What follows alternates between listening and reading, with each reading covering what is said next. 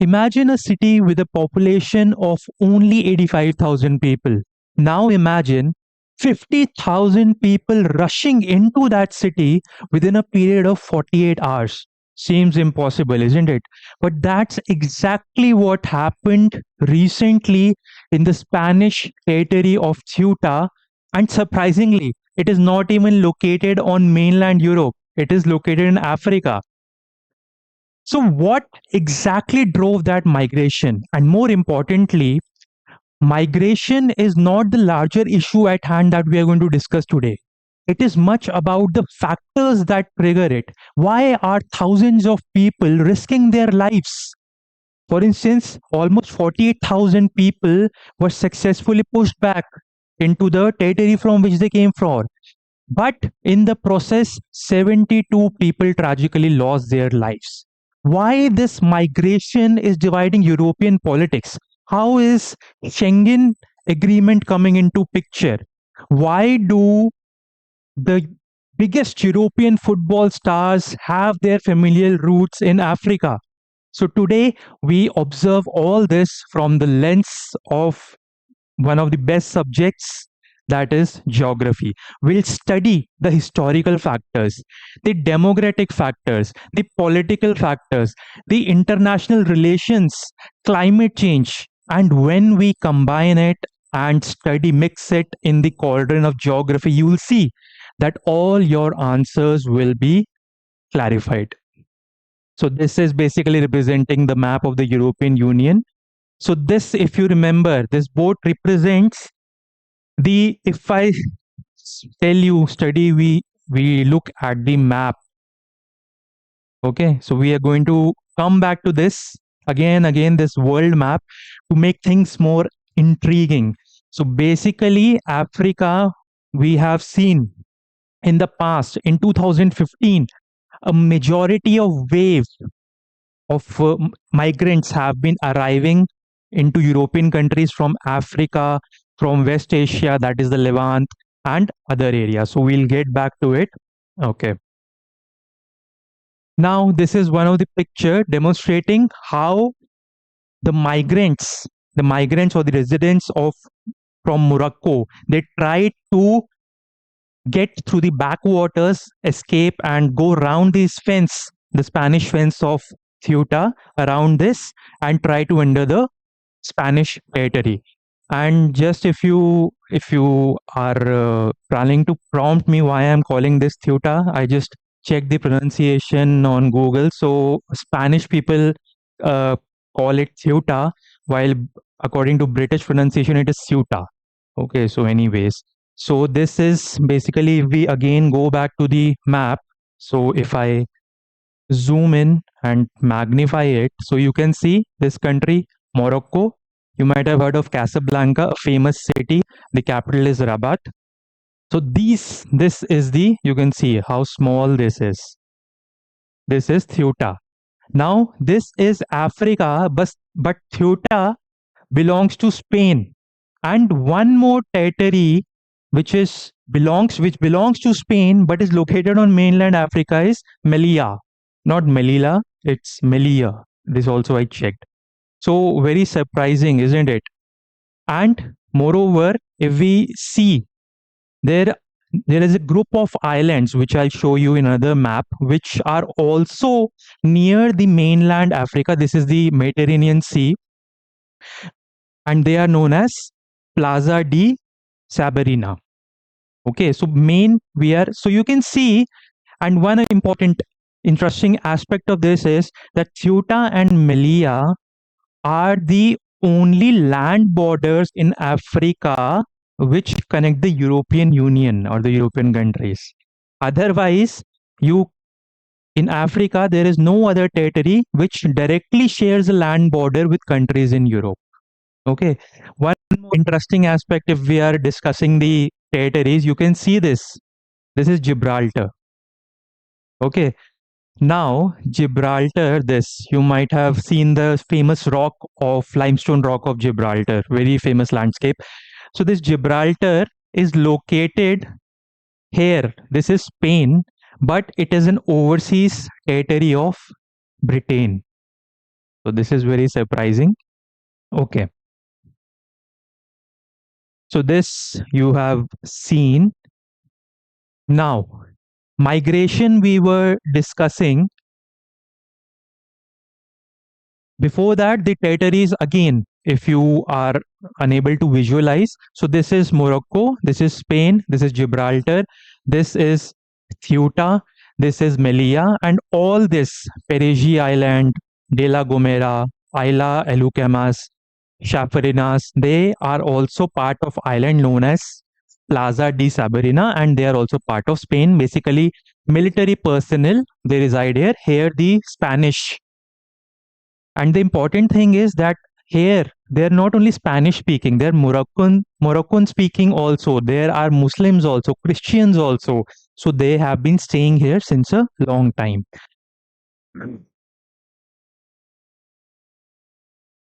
So before that, the migration trends, just in brief, I wish to share that initially, the migration to Europe, like just we Indians like to migrate in for our for fulfilling our American dream, or Australia, New Zealand, Germany. Similarly, various countries also migrants people they come for the search of good livelihood, better quality of life, employment opportunities, social welfare. So initially, this is comparison of 2015 and 2018, and you can see that initially a large wave of migrants they started coming from the eastern route. That is, this is Germany. Sorry, this is Europe. So Spain, Portugal, France, then Germany, Italy. Okay, so all this here we have Greece, then Turkey. So here the Levant region is there, Lebanon is there, Syria is there, Jordan is there, then Israel, Palestine, then this Northern Africa, Tunisia, Morocco, Algeria, Libya, Egypt. So this is the trend. This we have seen. Okay. Now this is the picture of the Rock of Gibraltar. And before that, let us study in brief the history which led to the conquisition of the Spanish territory. So in 1497, this Ceuta, it became part of Spain. Earlier, it was part of Portugal. Okay, so this was also this period, 15th century was also known as the age of exploration. Okay, remember Vasco da Gama came in 1498, landed at Calicut, and there from there on, initially Portuguese they started occupying and making colonies in India, and then they were proceeded or succeeded by Spanish people, Dutch, then finally British. Then in 1580, Melilla also came under Spain. Then in 1640, Portugal became independent. What happened in this period was, if you see here again, very interesting.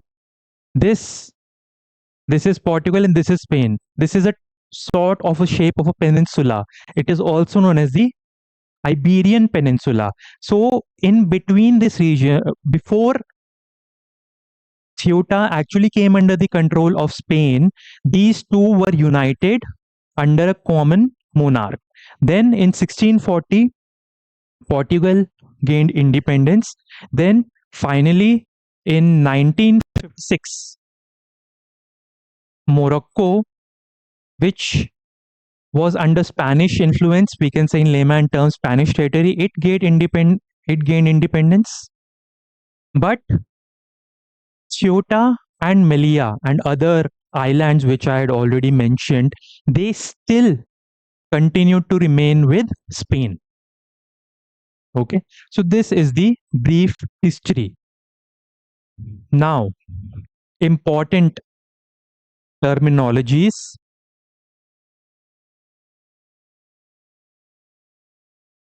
enclave and exclave. You might have heard of these terms in the paper. Now, just take a simple example. Suppose are two countries, A, B, dark green, light green. I hope you can see clearly. C is also a territory which is not directly connected to B. Okay, but it is surrounded by some other territory different from its parent country. So C will be known as an enclave. Or it can also be said that C is an exclave of B. I hope you're understanding. Let's again go back to the map.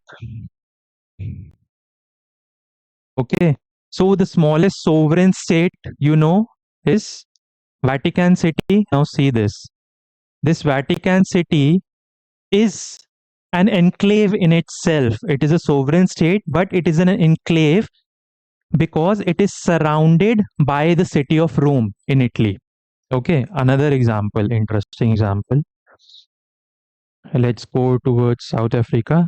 Look at this. This is a country, sovereign state, nation, Lesotho. It is considered an enclave because it is entirely surrounded by South Africa. Fine. Now you can see if we see this carefully, Ceuta. Ceuta is a Spanish exclave, but in terms of, if we see from the perspective of Morocco, it is an enclave. And moreover, it is known as a semi-enclave or a semi-exclave because notice that it is not completely surrounded by land. A significant proportion of Ceuta and similarly Melilla is surrounded by waters of the Mediterranean. Okay, so I hope that is clear. You can link it. You remember the historic land boundary agreement between India and Bangladesh in 2013, where territories were swapped between India and Bangladesh. That was also because a lot of exclaves of India, they were present in Bangladesh.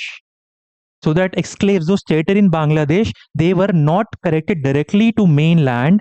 So in order to go, for a person to go from that to mainland India, he or she had to cross Bangladesh territory. We will not go much into that. Now, what is the role of United Nations in this? Okay. So the point is, see, it is in mainland Africa, Ceuta and Melilla.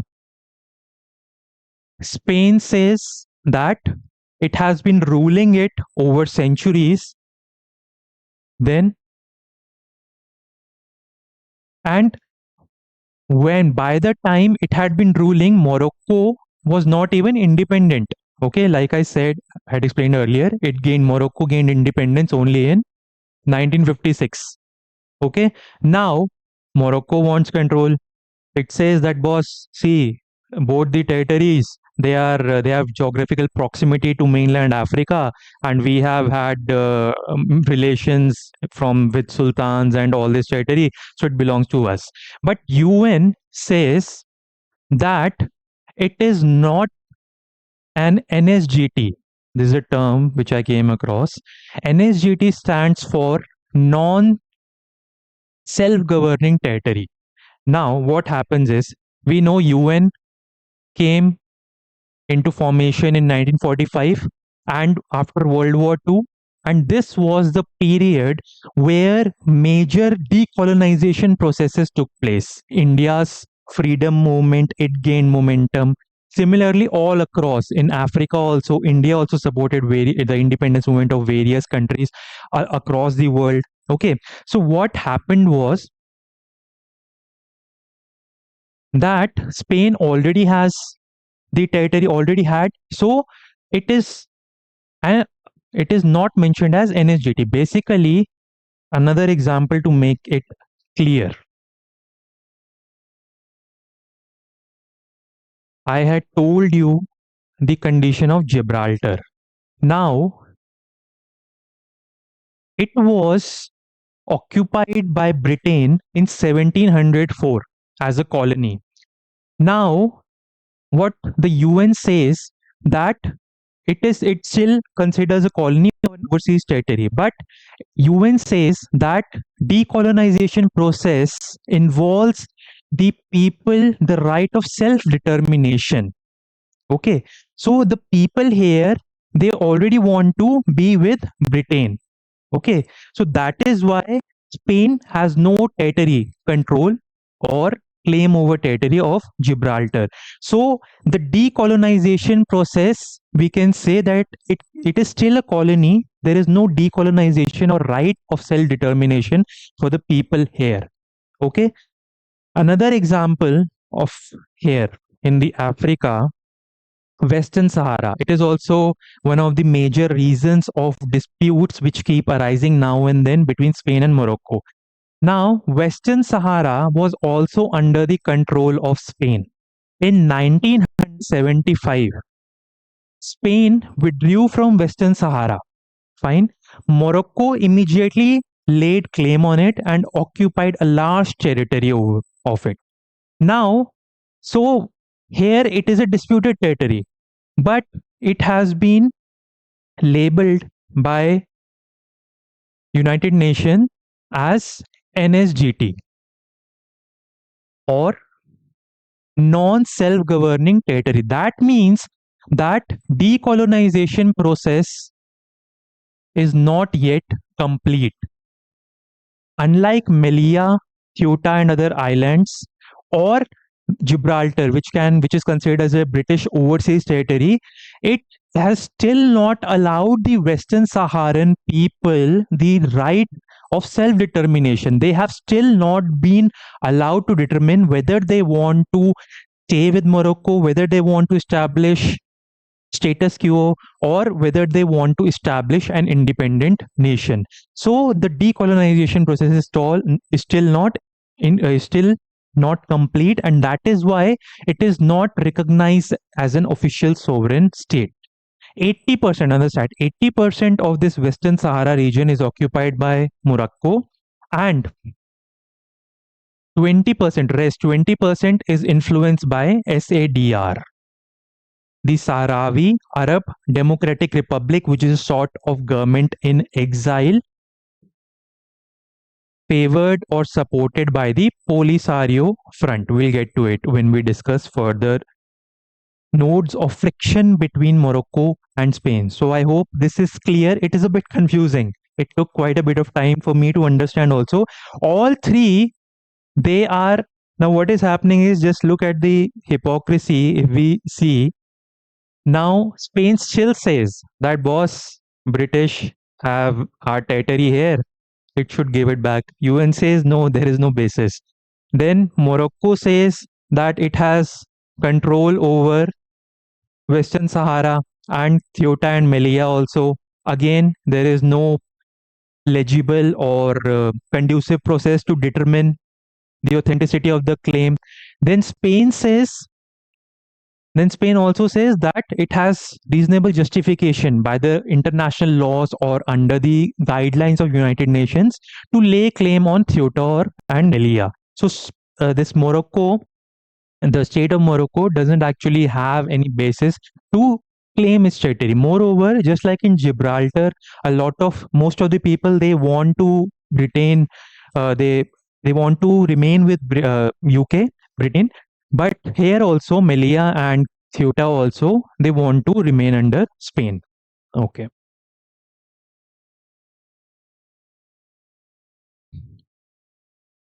Fine.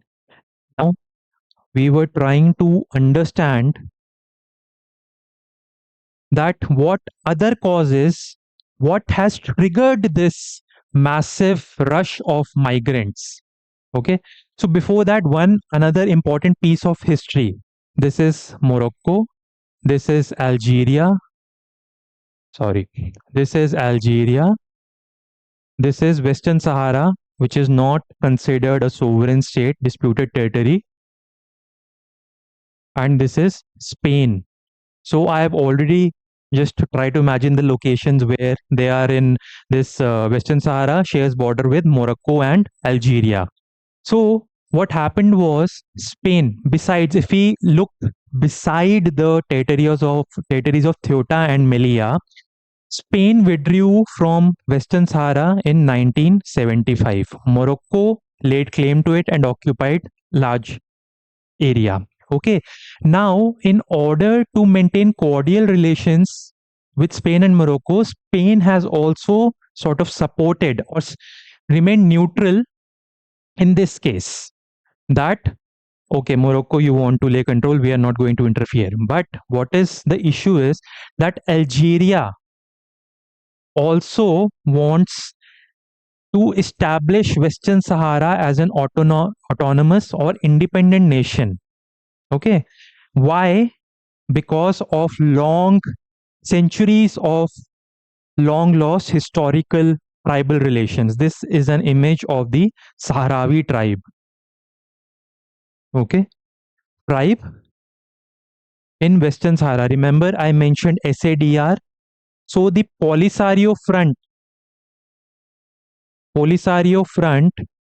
it formed a government in exile by the name of Sahrawi Arab Democratic Republic to allow these people of Western Sahara the right to exercise their right of self-determination and sooner or later lay claim to their land of Western Sahara. So here, this is another example you have seen in the map which I showed. This is the Western Sahara territory. Here, this purple region is the Moroccan occupied territory, and this is the Polisario held territory, governed or managed under the government of in exile SADR.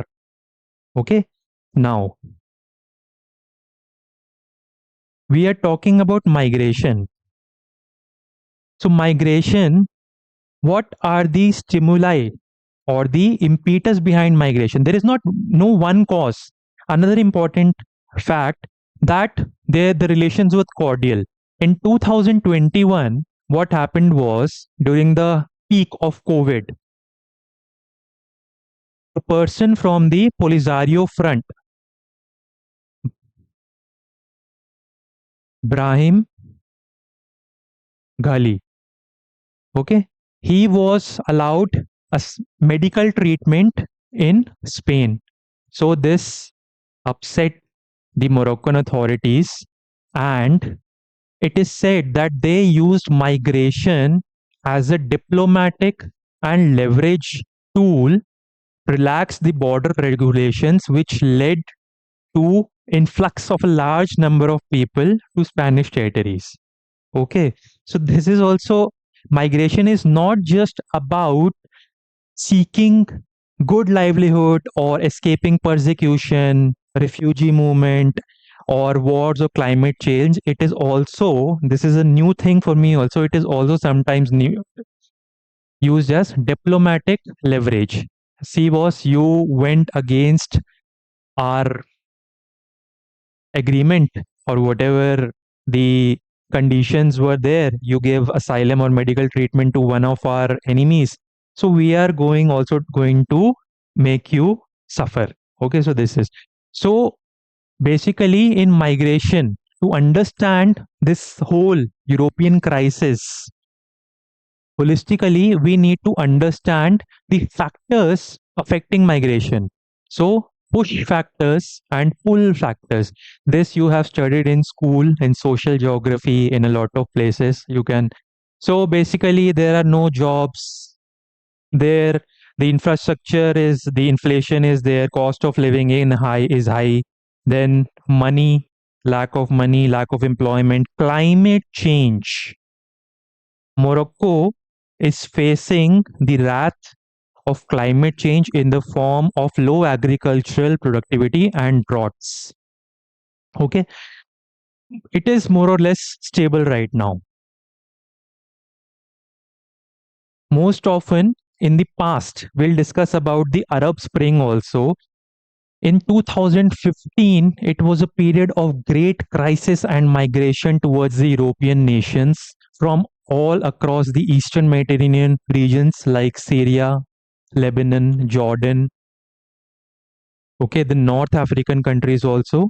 That was basically due to the unrest, conflict Civil wars. So this is one of the main reasons. Persecution. For example, if in case of India, you can relate it to Rohingya migration from Myanmar. Okay, so this is then Bangladesh migration from Bangladesh, big issue. Recently, Sir Special Intensive Revision. So all this is also not just this, but climate refugees. This is also a new term. Earlier, refugees were only restricted to the reason behind one person becoming a refugee is because of persecution, mainly conflict. But this climate change has also led to a lot of atrocities, lot of displacement among people. Pull factors. Again, if we reverse this, welfare. And what better continent containing nations full of good welfare, excellent welfare conditions than Europe. Okay. Now, the main trigger, I paid so much emphasis on 50,000 people entering a city of only 85,000. What were the main triggers? Okay, welfare is okay, but it is more or less regularized, normalized. There are strict border checks, and through legal processes, the migrants can get asylum or residency, whatever the procedure. Like here, we have the Citizenship Act in India. So basically, what has been happening over the past few months is that the Supreme Court, the judiciary of Spain, has allowed the regularization of domestic workers which are migrants from other territories, not only Morocco, but other sub-Saharan territories also, because they have a shortage of labor. Okay, so this is one. Then summary return. This is an interesting. Why a huge number of migrants or people from Morocco, they decided to swim around the fences to enter Ceuta. That is because of this judgment that it said that was normally if you try to cross the land border, there is heavy security, heavy border patrolling, so they'll immediately kick you back. But the court said that in case the person is attempting to enter the territory through the waters, then he or she cannot be immediately returned. That is known as summary return or hot return. But that does not mean that if the person cannot be returned or cannot be pushed back into his territory, he will get permanent asylum or citizenship to that territory. And this misinformation that boss go swim away and get all the facilities from the developed country, this information, social media, what is happening in India, anyways, and criminal trafficking networks, which benefit the most from this migration crisis. In one of my earlier videos, I had discussed the donkey route. Okay, the donkey route, which the Darien Gap through Panama. Okay, the South American countries, they want to go to Mexico and then America. So similar to that also, here also the criminal network, the smuggling, drug trafficking networks, they exploit, abuse, extort people, they take money and then guarantee that, okay, will guarantee a place or asylum or citizenship or job opportunities, livelihood in the developed countries, but that is not fulfilled. And in turn, they're not only exploited, their future becomes uncertain and they are left stranded in the middle of nowhere. So all these reasons were the major triggers. Otherwise, the common reasons of conflict and all that we have already studied now and then. Okay. Now I was talking about the Arab Spring. Now till 2011, this migration has been going on since centuries. It's not a new phenomena. And it was relatively peaceful as compared to now between all these countries. We have been Indians, have been going to Europe. The South Americans have been migrating to Europe. Okay. Arab Spring, if you remember, Arab Spring, basically it was a wave of democratic protest, democratic reforms, demand for democratic reforms all across this Arab countries.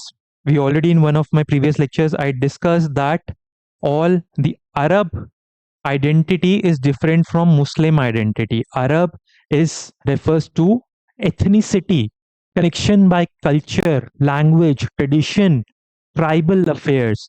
It is not dependent on religion. Okay, Christians are there in Arab countries, although small in number. Muslims are there, and Christians also, Protestants and Catholics. Okay, so Jews are also there.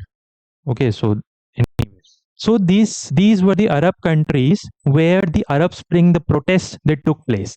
Now the green, the dark green, it started with Tunisia and spread to other countries, inspired other countries too, because most of these were ruled by autocratic rulers, monarchs. Like you in Libya, there was this ruler Muammar Gaddafi. Okay, now, most of the light green and dark green countries, they refer that, okay, protests took place, Arab Spring protests took place, and then gradually transition took place, and now reforms have been implemented. But these red and orange, sorry, red, just forget, orange countries, red is Saudi Arabia, okay? So, this is Syria, this is Libya, this is Yemen.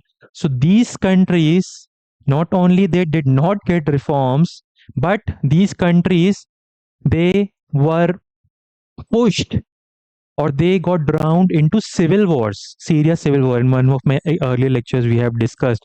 So recently, the Bashar al-Assad, it was overthrown. Okay, so there was a heavy influx towards Europe through from. Okay, primarily we have discussed the eastern route. Eastern route was more prominent. Now the migration through this western route is more prominent. Now, if you see, if you have forgotten this image, this was a much talked about image. This was a small boy, Alan Kurdi. Okay, so this was a tragic.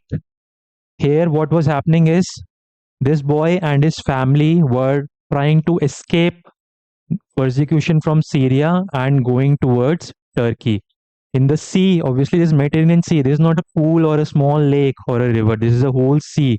Their boat capsized, and this boy was found lying like this. He was photographed this way, and this, went viral, and a lot of sympathy was expressed. So this is of September 2015. Okay. So all this is also we have to remember what has happened now. Now the problem is that this migration, now why has Europe, how it is dividing or creating faults or fault lines or rifts between the European nations. What happened immediately as an aftermath of the huge influx of migrants into Spain? Italy's PM Giorgia Meloni, she immediately suspended the Schengen agreement with Italy, although Italy does not share a border with Spain. What is the Schengen agreement? Schengen agreement basically is an agreement with between some of the European nations which allow free or restriction free travel across their borders without routine check of their passports. Okay, so what that means is, now what the country's fear is that if somehow illegal migrants they somehow enter, for example, they have entered Ceuta or Melilla. So if they somehow enter or manipulate the governments with documents, whatever they have, and then they somehow enter mainland Europe through Spain, then they can travel throughout the Schengen agreement without high restrictions. So what will that do is that will be a threat to national security. That will be a threat to demographic jobs, just like what India is worried about in states like Assam, Tripura, West Bengal. Okay, so this relation, this is common. So this is the Schengen agreement. So all this Orange and dark blue portions, they are part of the Schengen agreement. So this is one factor. Now these, whatever I have this off late, what has happened is one stat in 2024 in the European Parliament elections, the right or far right parties, they secured 27% votes.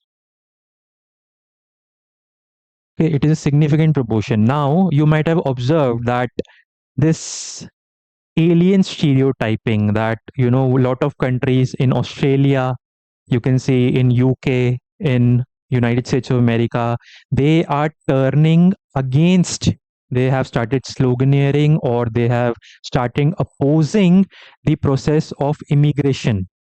Okay, so they are playing, they, you can say, playing the race card or what, but a lot of things like this migration, this threat, this alleged threat of demographic change, then the people fear that their local livelihood, their local jobs, their opportunities, their land is being allegedly illegally grabbed by the immigrants from India, from Pakistan, from Afghanistan, from this African countries. So that is why the right wing parties are gaining popularity. Okay, examples are here, even Giorgia Meloni is the leader of a right wing party, Brothers of Italy. Then this is Marine Le Pen. She is the leader of the far right party, which is an opposition to Emmanuel Macron. That is the National Rally. In Germany, again, I had created some weeks back when the elections were due in Germany, the Alternative for Democracy. So these are far right parties which actually cheer or champion the cause of stricter immigration laws and uh, an enhanced form of nationalism and self determination. Okay, now where does the problem come? Now, Spain, I have already told that Spain was criticized for its judgment by the judiciary that regularization, okay, gives space, gives some livelihood opportunities, some welfare to the migrant workers, although they have not yet become citizens of Spain, to just for the application or addressal of labor shortages. Okay, okay. This is an example of a paradox. Why I have put it there, it will be clear to you in a few minutes. Just observe this. Again, you might have seen this in, I think, as far as I remember, ninth class human geography, then in 12th class human geography also. This is the population or the age structure pyramids or diagrams, which are usually studied as visual aids to understand in what direction the population is heading. So normally what happens is, initially, just try to understand this. This represents the entire population. Okay. The blue part represents the male section. Pink part represents the female section. I'm not trying to stereotype. This is how it is. Okay. So look at this is the age given here. So initially what happens is, when the country is underdeveloped and health facilities are not there, so what happens is a large number of births take place. Okay, because and a large number of deaths also take place simultaneously because of various diseases. Like Africa is still in this stage that the life expectancy, that the highest age to which people can live, that is still low, but there is a large, the birth rate is very high. Okay, so this is the stage. There are huge number of births, then fewer number in the median group, the working age population, 15 to 59 years, and then still. Then India is supposed to be entering or has entered in this stage. Now you can see, you might have heard of this word several times, demographic dividend. That India has to leverage demographic dividend. That is, India has a significant proportion of the population in the working age group. Some of the states like Kerala, they have already started experiencing negative growth rate of population. Not negative, but below replacement level population of 2.1. So that leads to a decline in population. Okay, negative growth rate is still to be achieved. So this is one of the reasons why the delimitation bill, which was recently brought in Lok Sabha, that was opposed, because the southern states or the states which have been involved aggressively in family planning, their population is stabilizing or decreasing, whereas the northern states, Uttar Pradesh, Bihar, they still have expanding population like this. So state wise also we can create population pyramid. We can say that Uttar Pradesh is still in this stage, but Kerala and other states, welfare states, they have obtained this. But overall, when we study country wise the expanding population, then when the healthcare facilities come, family planning starts, people become more aware, like single children families, nuclear families. So this democratic dividend is there. Life expectancy, because of greater health facilities, better health facilities, education, that also increases. So greater proportion of people as compared to this in the higher age group. You can see this 80, 85 plus. And finally, what the problem, the paradox is, Europe facing European countries, this constructive or I-shaped structure, which is normally considered as the last stage of any demographic change in the structure of population. Now already here the births have become less, birth rate has become less, but this section will grow old now. Okay, births are not taking place, so those infants or children, they will not contribute further to expanding this working age population, so that population is also declining growth rate, like what we are observing in China. And finally, what is happening is the already who were in the working age population earlier, decades ago, they have now entered a significant proportion of elderly population. Now, what can elderly population do? Obviously, people like my dad are still working. Okay, and but anyways, this population, mostly the elderly population, they need care. Labor force shortage is there. So this population needs care. Labor shortages are there in healthcare sector.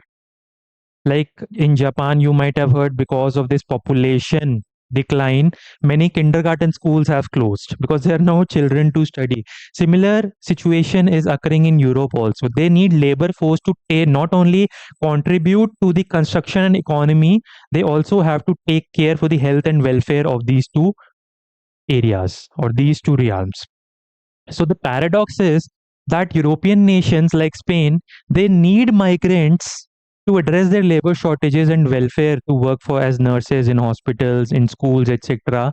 But they are also concerned about national security, illegal migration, issues like deportation. So this is the paradox. Okay. So this is what is further complicated the situation. Now, so this is basically what it was about now. Like I said in the initial starting of the lecture, that migration is not just about one factor, one causal factors. You have seen all this. And it goes beyond even these factors and these paradoxical paradigms. Why? Because migration, if you see, this will make you clear.